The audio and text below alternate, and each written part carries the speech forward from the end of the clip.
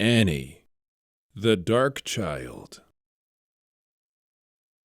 Boram Darkwill's last years on the throne were a time of great uncertainty for Noxus, and many with an aptitude for magic left the capital for the relative ease of more distant provinces. Gregory the Grey and his wife, a witch by the name of Ameline, preferred to demonstrate their Noxian strength by taming the borderlands, rather than partaking in the political intrigue of the noble houses. The young couple claimed a piece of land beyond the Iron Spike Mountains, to the north, finishing their small home just before winter and the arrival of their first child. During their journey, other colonists' tales of the great shadow bears that once roamed the territory had captivated Ameline.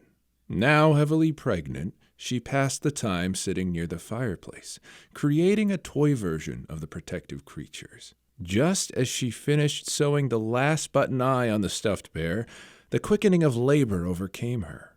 Gregory remarked later that his daughter was eager to play with her new toy, for there, on an ember-warmed hearth, Ameline brought Annie into the world.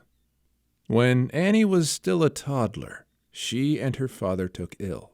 As night fell, Annie began to burn with fever, and soon she was so hot she could no longer be held in her mother's arms. Ameline grew desperate, deciding at last to fetch icy water from the nearby river. The next morning Gregory awoke, weak and groggy from his sickness.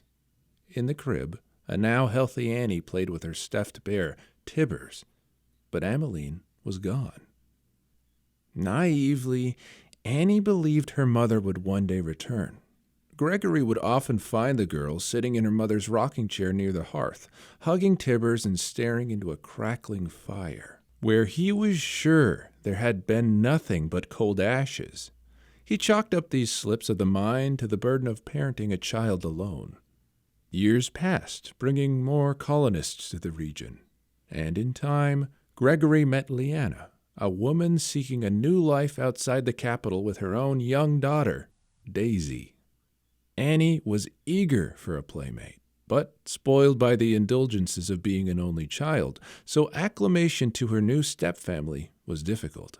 Whenever Annie's fiery temper erupted, it left Leanna uneasy and quick to take her own daughter's side. It fell to Gregory to keep an uneasy peace between the three.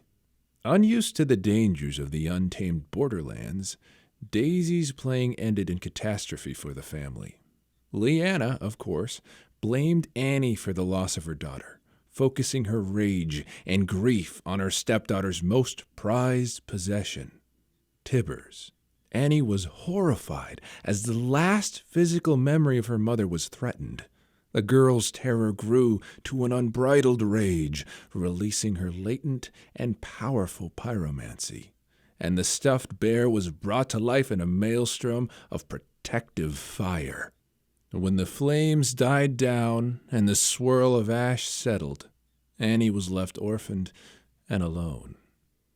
Believing most city adults to be like her stepmother, Annie has kept to the wilder parts of her frontier homeland.